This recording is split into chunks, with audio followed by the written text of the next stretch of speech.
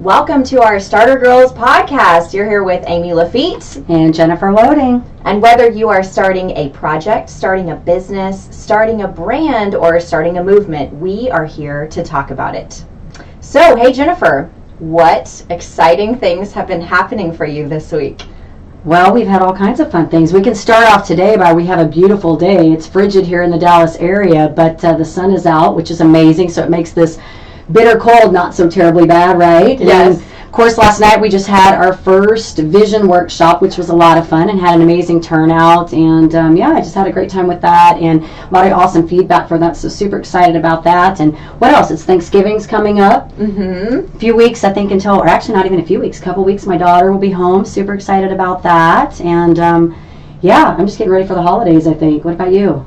Yeah, I think just a lot of exciting things. It was so amazing to be at our vision workshop last night and just to see dreams birthed and people just be motivated and excited about going after things in a big way and taking something from the infinite to the finite, where you can actually see it, to the invisible to the visible. So just I love that part of the dreaming, and where you realize like you can literally create something out of nothing. So that's been really cool. And since we're all about starting things, I'm actually going to be getting a certification to become a mediator. My husband's an attorney, and so that's been something that he's been kind of like for a long time, hey, be a mediator, and that'll be really fun. We can kind of work together in the same industry a little bit. And so anyway, I'm excited about that. I'm going to be getting my certification this week as well, and preparing for several conferences. Jennifer and I are all about self-development. So we're going to a conference in December in Las Vegas with a lot of other people in network marketing, and just a lot of really cool things coming up on the horizon as we wrap up 2019. Can you believe that it's going to be 2020? No. It just goes by so quickly, doesn't it? It's like you wake up, and it's so interesting when we talk about all these, being at the end of the year and we're doing all these conferences, personal development doesn't die. You continue to keep doing it, and despite any time of the year that you're in, you continue to do these things, and I think they're so powerful, these events. And speaking of which, I know we're trying to put something together again in January, so for our Dallas listeners here, we will have something in place again mid-January to kick off the new year, and help everybody with their dream building and vision casting and blueprinting and all of those things you need to help you be successful. So we're super excited about that. I know, and we are literally like walking into the future. So you know how like all the movies from the 80s, they have all now happened. So Back to the Future happened a couple years ago. I don't know if you know, but if you're a Blade Runner fan, like November of 2019 is right now. That's so funny. It's so weird. Yeah. And so, I think there was a part of all of us, like in the 80s, were like, by 2020, like it's just we're gonna be like flying, and there's gonna be robots, and we'll have a dystopia. The world will have fallen apart, and I don't know. It's like kind of still the same, but it is cool, like to think about like what I think everybody is kind of thinking about, like what they want. 2020 moving forward, what this is going to look like for them. And so it's a really cool time, I think, to be alive. Absolutely. Yeah. Awesome. Well, I think it's time for us to do our Starter Girls weekly top 3, and I think this week we're doing 2. We're modifying this just a little bit. Yeah. Because why? Because we're Starter Girls, and we can do what we want, right? Jennifer loves saying that. I love saying that. That's right. That's why we do this. So I'm going to actually let you, I think, kick this off, Amy, because this one was your idea. So I'm going to let you kind of roll this out for us. Absolutely. So I'm really excited to introduce our financial planner here in a couple of minutes. It's in studio with us. But we were trying to think about, Jennifer and I, like when you think about financial planning, like what was the training you got either in school or from your family of origin? And I know like having a lot of friends that are financial planners, like it makes them crazy thinking about like what we've actually been taught.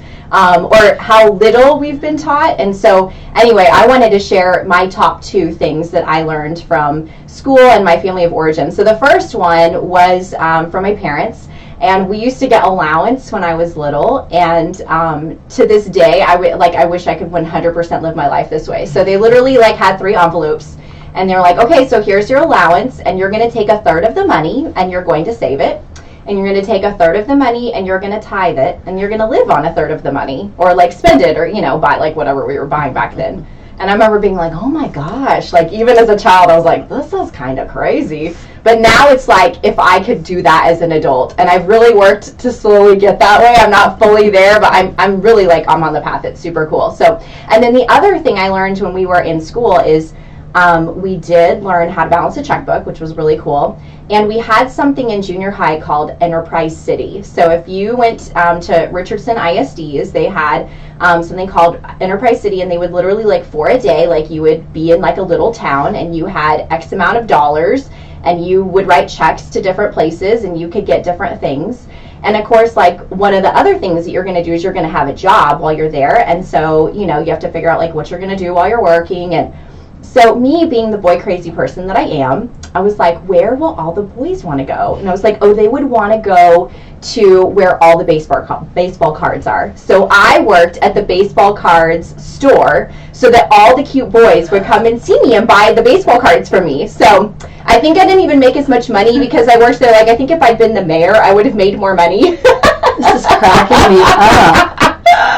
Yeah, I mean, it was really it was the thing. Like, it was so cool because you got to, like, not be in school for, like, the whole day or, like, a whole afternoon, and you, like, played town. It was the coolest thing, and you really did learn a lot of, like, cool life lessons. So I would like to, you know, give a shout out to Richardson ISD. I think they did a good job with that. So, but then you go and sit down with the financial planner and you're like, oh my gosh, we know nothing. So, but what did you learn? First of all, I want to say I missed out on that because we did not have that. I think it might have made the money learning experience a lot more fun because I'm like thinking Monopoly and Sims here, kind of. Oh yes, that's what I'm thinking about, like some kind of game that my kids play now mixed with Monopoly. And we watched Monopoly, but that was never, I don't know that was ever relational to us because we had railroads and stuff. And what 9-year-old had railroads, you know what I mean? So we didn't really, the whole object of that game for me was just winning. Like, I just wanted to win, right? So I think this is great and I love it. And it's funny because this topic on the money, I don't even remember what we learned in high school for money, maybe how to balance a checkbook. Yeah. And I've often thought that they should do more education on that with kids, teaching them common sense about how to work with their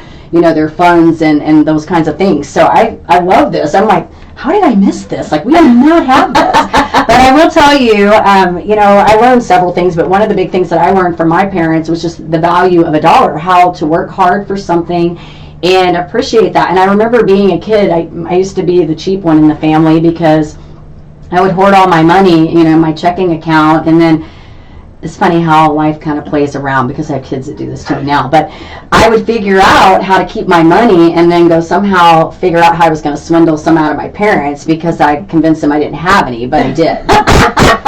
Does she still do that? I do have a son that does that to me now.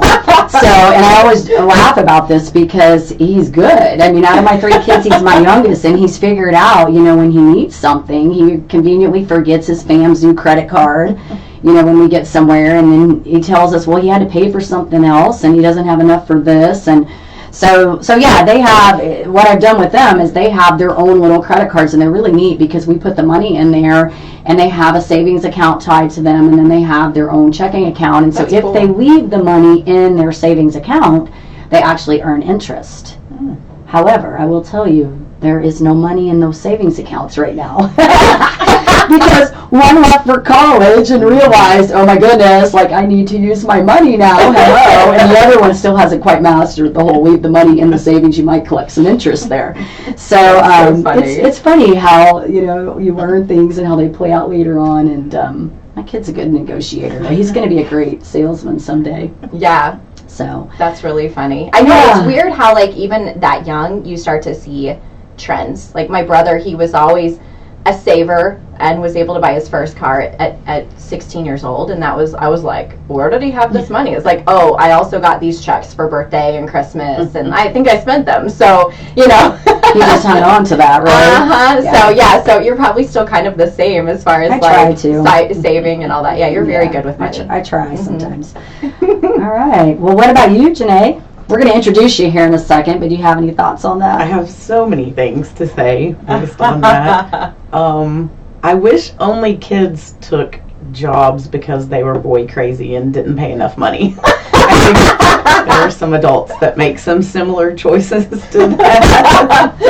That might be true. Yeah. But as a teacher from Richardson ISD, I also want to give a shout out to Richardson. So I was on the other side of that. I was the teacher preparing the kids to go and teaching them how to balance their checkbook, which they were in the 4th grade, so they'd never seen a checkbook before. They weren't already really managing money. So from the inside, it was a really great experience. I felt like the kids learned a lot of things that they weren't seeing otherwise. But the bad part of that was the last time that we taught kids about any sort of financial literacy. I taught every grade K through 12 in some capacity, and that was the only time that I did any sort of financial education. So I was lucky enough. We didn't have that experience coming up through school either. I didn't get to go to a fun little town and spend fake money and meet boys. But that would have been a good time. My privileged life. Right? That would have been a good time. But my parents did a really great job of, we had an allowance and it was the same kind of thing. There were things it was allocated to do before you were able to spend it. And then I think the best thing they did was when I went to college, they paid my tuition straight to the school. But then they sent me a check every month for all of my other bills. So I had to pay rent or housing, or if I wanted to go to Subway instead of eating in the dining hall, if I needed an extra book. And then anything that I wanted beyond that, that was it. So I would have to go get a job, or I would have to budget or cut something else out. And I think I learned the most from that because it was a real world situation. Right. My parents would have been there had I fallen flat of my face, but I wanted to not have to ask them for any help. So I really learned how to budget then, how to make choices. Do I buy a book or buy a pizza? What am I supposed to do with this money, right? So I that was very ingrained in me. And so I feel like as an adult, that was the lesson that helped me the most to manage my money. That's awesome. And that's kind of what we do with Paige at school. She's got her meal plan at college. We paid her tuition directly there, but she does have the allowance that comes in. And again, it gets down to where do you put that money? Is it going to go to get your nails done, or is it going to go to you eating, or what are you going to where are you going to divvy that money up? So anyways, well, I want to take this time real quick to introduce our guest, Janeye Pritchard, to the podcast. So welcome, Janeye. Thank you. We got to hear from her already, but she is amazing. And Janeye and I met at a networking event probably about a month or so ago. And, I always talk about how when I meet somebody right away, I know when I like somebody instantly, their personality, their energy. And Janeye was one of those people that we connected very quickly. And she's incredible, and she's got a neat story. She's a former educator, as you heard her talk about. And so we're going to welcome her officially onto the Star Girls. Thank you so much. Here. I'm happy to be here. I know, and I got to tell you something funny because we have a lot of mutual friends, and then also like being in events, and people they're fans of you. They're like, oh well, we're like Janeye people. It's really funny. I don't know what it is, but you kind of create these fan situations. I didn't realize I was following. Well, I can tell you what it is. She's an amazing connector. That's what it is. She connects people, and I think that in this industry, we know, in fact, I was thinking about this morning, it's very easy for us in this industry to be very selfish. If we're meeting somebody and we don't see an immediate need that we're going to be able to offer them something or them offer us something, we can disconnect. And the one thing I love about Janeye is that she puts down those barriers and she connects people. She finds where somebody can benefit, making that connection, be a synergy partner, whatever that is, and puts those people in the right place. So I think that's why she's got that. That's why you have fans. I think that comes from being a teacher too, just the nurturing side. My business philosophy is to give 3 before I ask for 1. Ooh, so if I can't give you 3 referrals or positively impact your life in some way 3 times, then I'm never going to expect anything from you, right? Everything is about building relationships and how you can contribute to people, not just running around worried about how you can make money. Yes. I agree, and you fit with us so well, Janeye. I love it. I love it. So I have rapid fire questions so people can kind of get to know you a little bit. So the first one is, are you a morning or a night person? Night. Night. I say that on the back of my business card in invisible ink. It says nothing before 9 a.m. So if you want a breakfast meeting, it's going to have to be at 9 a.m. or you don't want to know me. No, that's smart. I love that. That's good. Cat or dog person? Dog. Yes. Do you have a dog? I do. There are actually 4 dogs in my house right now. 2 are mine and 2 are my roommates. I also work in dog rescue, so cool. there are dogs around all the time. That's fantastic. I love that. And what's your favorite food? Oh, that is a good one. I guess Mexican food. Mm-hmm. Like some enchiladas. A favorite restaurant in town?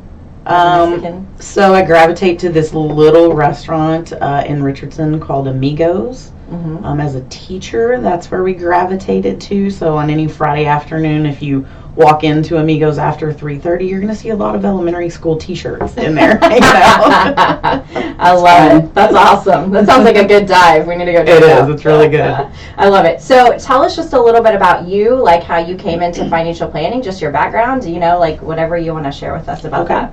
So I mentioned that I was a public school teacher for 17 years. It was very much a calling. I knew that's what I was supposed to do. I started out teaching first grade. Loved it. I'll tell you my defining moment story in a minute, and that has to do with teaching first grade. But I moved around, taught several grades. I coached middle school and high school basketball and track. Then was teaching teachers my last 5 years in the district, so really got into the adult education side of things. It sort of hit a glass ceiling as far as moving up in the school district. I had my principal certification, but didn't really want to be the principal of a school. So I was approached by someone at Capital One Mortgage who was building a team and needed an instructional designer. So went over there and did that, but had an unfortunate experience that 18 months after being there, they decided to sell their mortgage division and they laid us off. Mm-hmm. So I'd been a teacher for 17 years. I'd only been out of teaching for 18 months, and now I'm laid off and unemployed. It was one of the scariest things I've ever gone through. So just kind of started, going to job fairs and going to interviews and just looking into things. Came into contact with the company that I work for now, which is a financial planner, but it's a sales position. Wasn't really sure if that's what I wanted to do with my life, so I really kind of ran from it. And it wouldn't leave me alone. Mm-hmm. And so I decided, okay, I'll just go in and listen to what they have to say, but I'm not interested, but it'll be good practice. But while I was in this first interview with my arms crossed, leaning back in my chair, not hardly engaged, this gentleman I was interviewing with started talking about the opportunity that this company allows me to change generational poverty, which as a teacher was all I ever wanted to do. My kids were Title I, low income, but they were 6 or 8 or 10, so changing generational poverty was a 20-year endeavor from now. Right. And so this company really talked about, we actually have the resources that we can impact those families and change these kids' situations.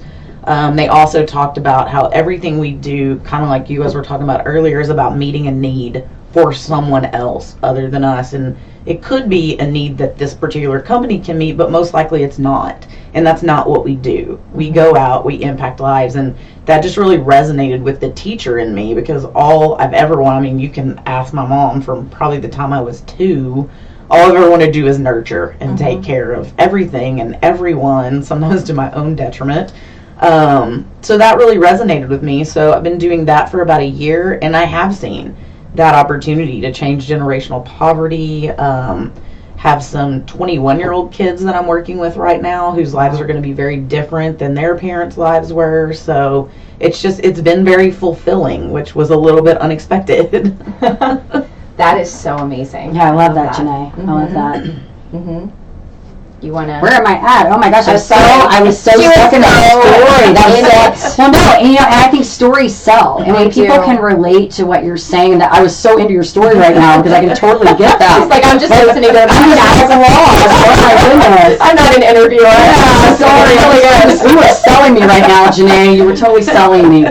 All right, so Janeye, let me ask you this question. Is there a childhood experience that has impacted who you are? You kind of talked about that a little bit, but maybe expand on that a little bit. A childhood experience that impacted who you are or what you do today. I know we talked about the teaching, the education. Yeah, there absolutely is. It's a little bit of a sad story, but I'm going to be real with you guys.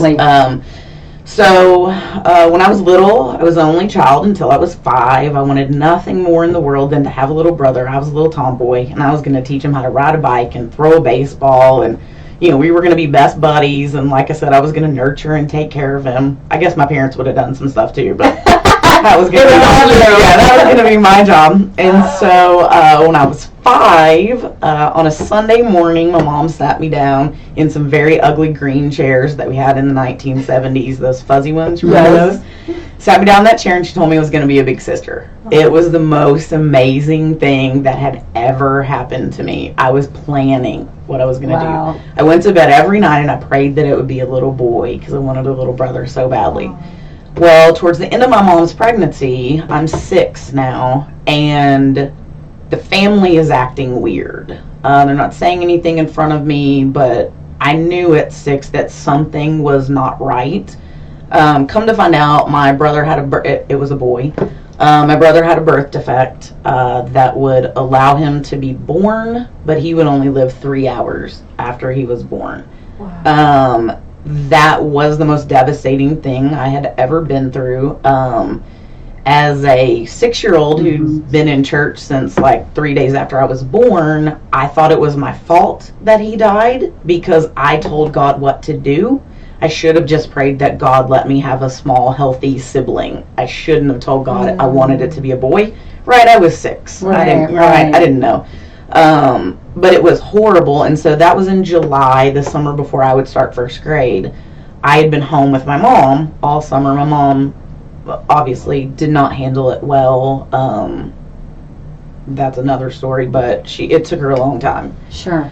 To get past that, and so I knew that on the first day of first grade, my mom would be home alone for the first time. So I told my mom I wasn't going to school. My mom was like, well, what do you mean you're not going to school? And I'm like, well, no one will be here to take care of you, and you can't be alone, so I'm not going to school. So I remember my mom took me to school that day, and then I never had a negative memory of first grade. I remember always feeling very needed, like I had a job there, like I wasn't just showing up to learn, I had something to do. Well, unbeknownst to me, my mom had pulled my first grade teacher aside and said, listen, here's the deal. If you don't make Janeye feel like she has a purpose for being here every day, I won't be able to get her here. Here's what we've gone through this summer, and I really need your help to get through this. Fast forward to I graduate from college and become a first grade teacher. Aww. I wanted to be for some little kid what Miss Murdoch had been for me. And I was still struggling a lot with why that had to happen. I have 2 cousins, so they're a brother and sister. Why did they get to have siblings and I didn't? And it was, I'm in my 20s now. I started teaching and I'm really struggling with it. And I know that there is a purpose for everything, but we don't always get the privilege of knowing the purpose. Yeah. But I was, for some reason this morning driving to school, I'm just really grappling with what was the purpose for that. I don't understand how that could be something for good. And it felt like God tapped me on the shoulder and said, you're driving there right now. Mm-hmm. And I was like, wait, what? There was a little boy in my classroom. His name was Drew. His father had died the summer before first grade. I knew how to be the teacher that Drew needed me to be because I had been him. I had a little girl named Samantha who was in a horrible situation and some really bad things were happening at home, and she was mourning a loss and knew what to be for Samantha because I had been there. So, it was a tragic situation. It's still difficult sometimes.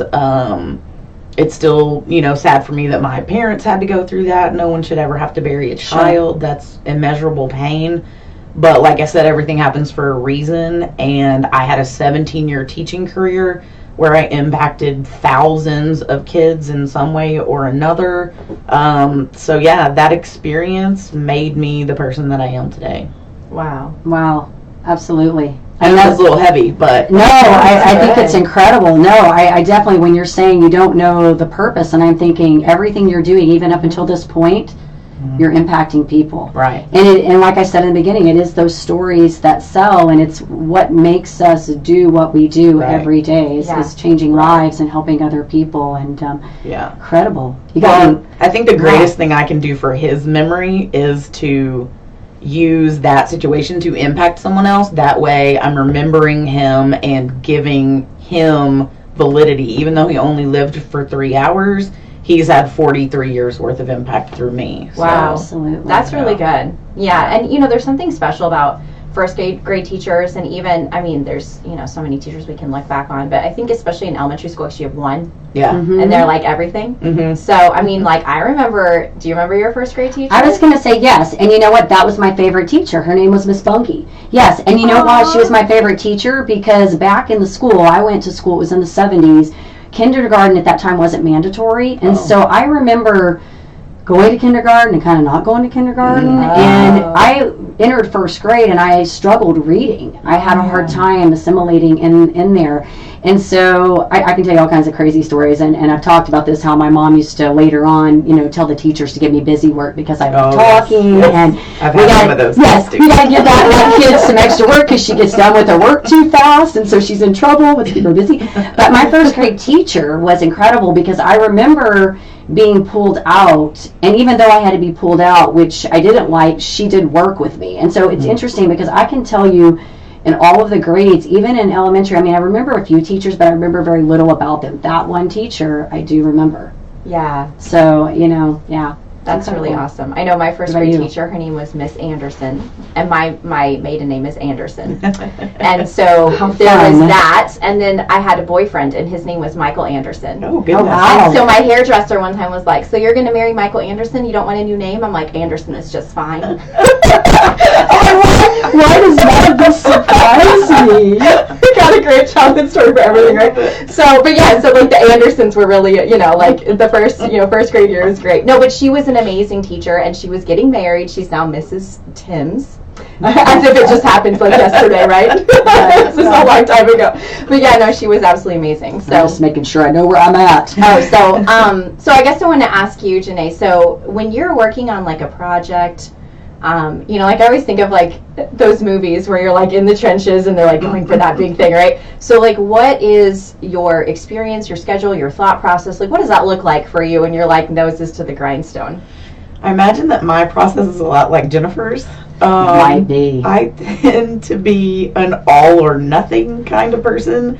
So I'm either completely into it or not so much into it. I can relate. Right? And I feel like it depends on what I'm doing, but I feel like sometimes my process is spaghetti on a wall. Okay. I just throw it up there and deal with what sticks first. I'd say that's as I'm dealing with stuff at home or personal projects or hobbies or whatever, I'm a lot more just kind of spaghetti on the wall. I just kind of do it, and I may have 12 things going on at one time.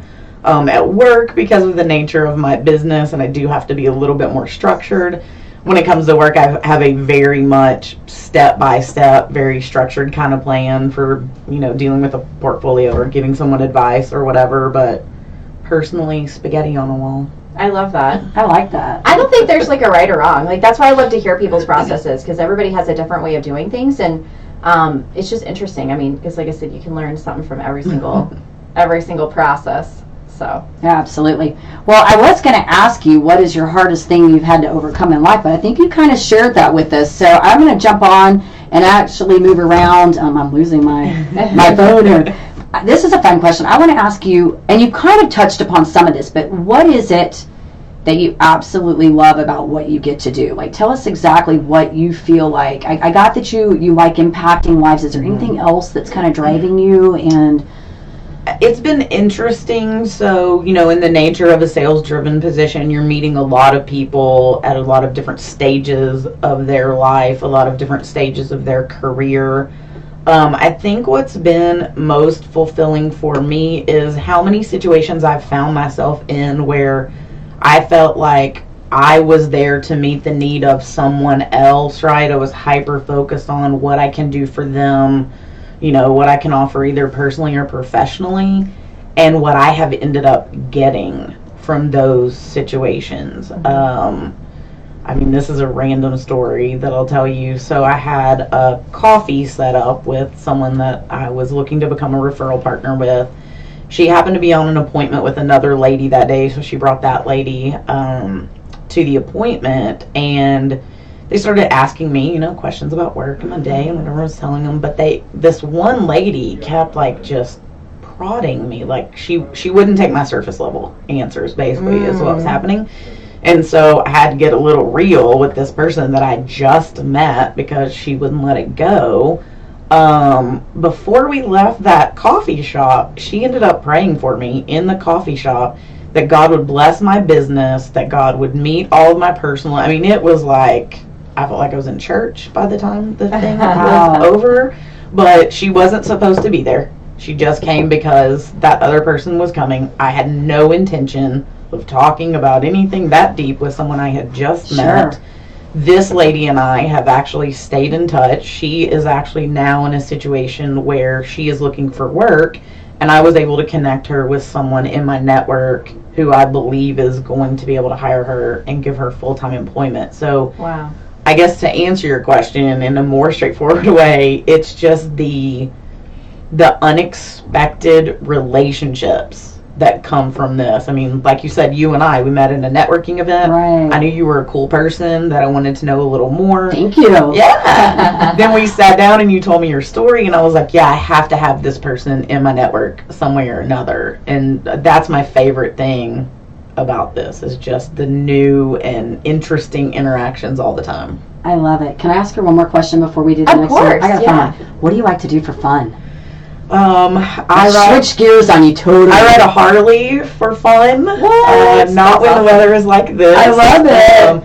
Yeah, I own a 2014 Street Glide, and I ride in a group out of Garland, so we may do a 400-mile round trip through some windy roads on a Saturday or Sunday. It helps me clear my mind because you can't think about anything but the road when you're on the Harley, so that's what I do for I had to ask this question because I knew she had something there that was good. I gotta ask this question. I am so glad she shared that. I knew you had something. Yeah, I there. won't be sharing this podcast with my family because they don't know. Oh, They're like, we can't ever sleep at Big night now. secret reveal.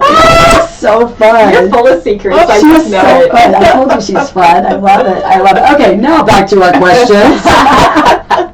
Yeah, so we have a fun question because, you know, I think every successful, powerful woman is looking at not only their success, but the success of the world. So what is your charitable cause for this world?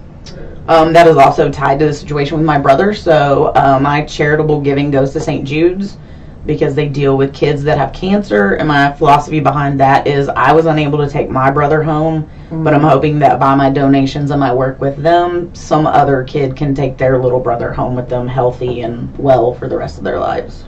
That's I awesome. think that's amazing. Awesome. All right, last fun question I get to ask you for the day. Well, I have one more, but this one's a fun one. All right. If you could be any hero or character, super character, whatever you want to be, what would you pick?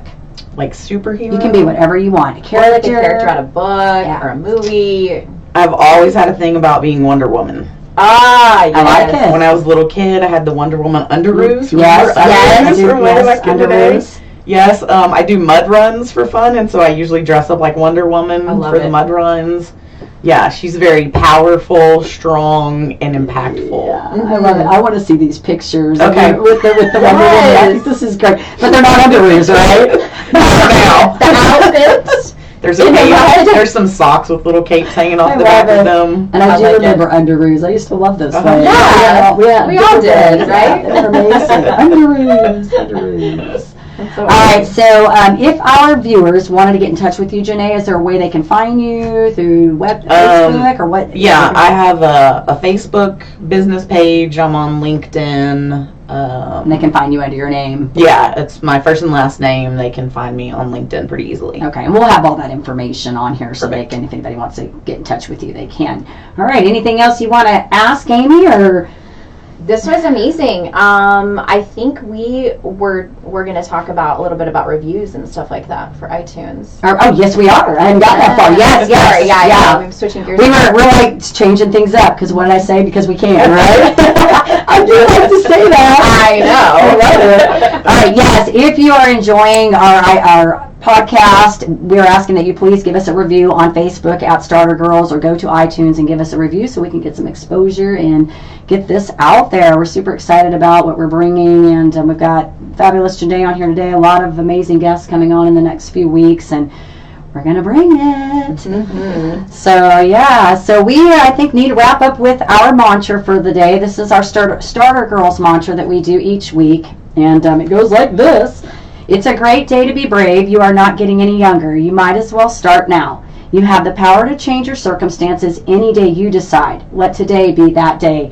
Rise up and be amazing. Be you, do you. All right, you guys take care. Have an amazing week, and we will see you next time. Bye.